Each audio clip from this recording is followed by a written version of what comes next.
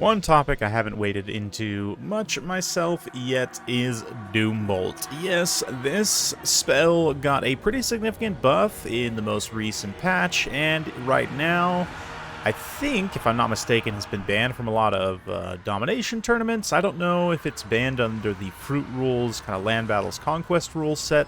I have to go back and double check, but regardless, we've got some Vanguard happening, so let's go ahead and take a look at the builds here. This replay from Michael. He's got a relatively tall build for the High Elves here with Tyrion, Fireborn. He's got some Lion Chariots as well as a Life Mage there, 2 Arcane Phoenixes, so quite a bit of spend on all that, and then just 3 Rangers to pad out the numbers here. As for his opponent, I do respect the rank 9 War Dancer, dual hand weapons, 5x. I gotta respect it. That's amazing. Also, we've got some Blade Guards here, and then it looks like a Spellweaver of Dark Magic with some Wild Riders hidden in the woods. A odd stack of those. But yes, Doombolt is quite strong now. 1,000 damage, basically, between the ranged and explosive damage, and I believe if it is upcast, it does even more. Including, yeah, 1,600 armor-piercing damage, which is just insane. So we'll have to watch and see if we can catch if it's being overcast or not. But spoiler alert, it is going to get cast in this battle. But first, the Phoenixes come. They're going to drop their cones of hot Taco Bell, essentially, all over these, Blade Guard here. And we'll be doing some really nice damage initially. We see the first Doombolt coming in. So let's take a look here at the damage impact on Tyrion. He is a little bit caught, so he can't necessarily dodge using his fast horse. Caught up in a bunch of friendly unimodels there. Does some damage around to the Fireborn, but yeah, good. More than a quarter of his HP chunk there. And I do think against like horse and foot characters in particular, that Doombolt is going to be very strong, considering they just have lower HP pools overall. Tyrion's kind of a special case in that he has essentially like double the HP, right? Because of Heart of Avalorn. Of a regular foot character, he will essentially almost guaranteed to get a large amount of healing if you have that item. And of course, also has Life Mage alongside him, which we do see there, a little Awakening of the Woods. And we're also going to see a little Sunfang as well from Tyrion doing some damage. Yeah, not surprising. The War Dancers absolutely mop the floor with everything, and they have gone with the melee defense stance. So 72 melee defense, only 25 melee attack. Very interesting. But they do start to filter into this fight here.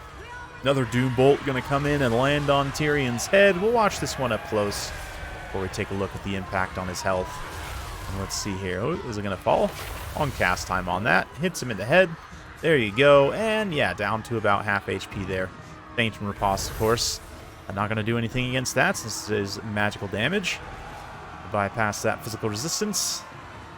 But yeah, we'll see as the rest of the fight kind of drags on here. I say drags on. It's only been going for about 2.5 minutes.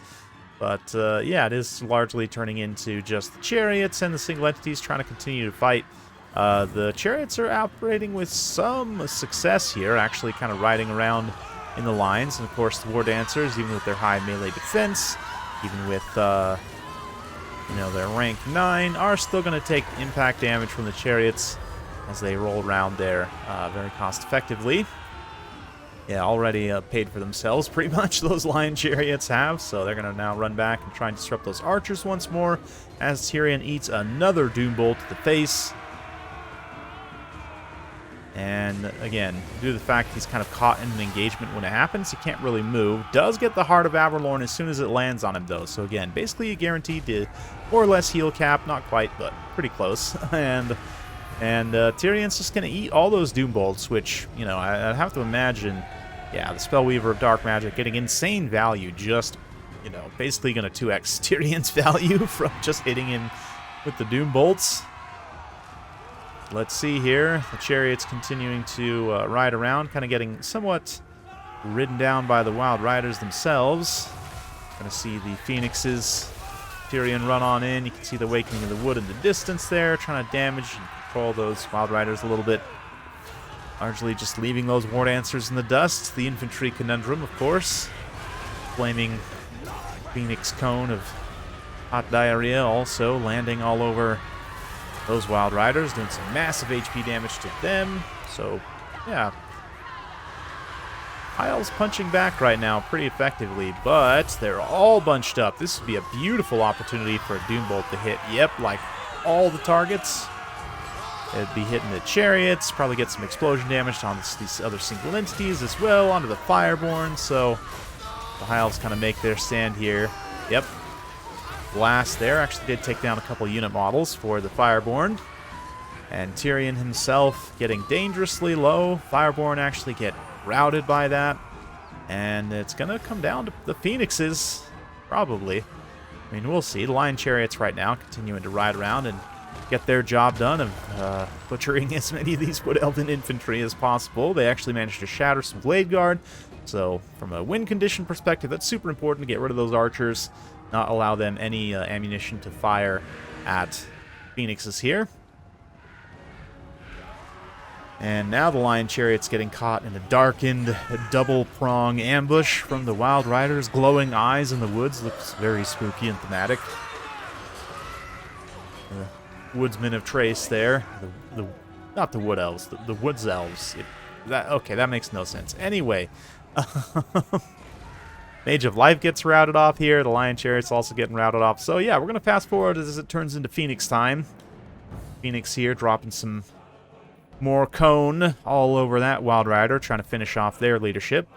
Tyrion does come back briefly from rout, but yeah, he has been doom-bolted to his doom, in fact. And at this point, can no longer stand and fight. Hasn't really got much damage value in and of himself, but that's is what it is.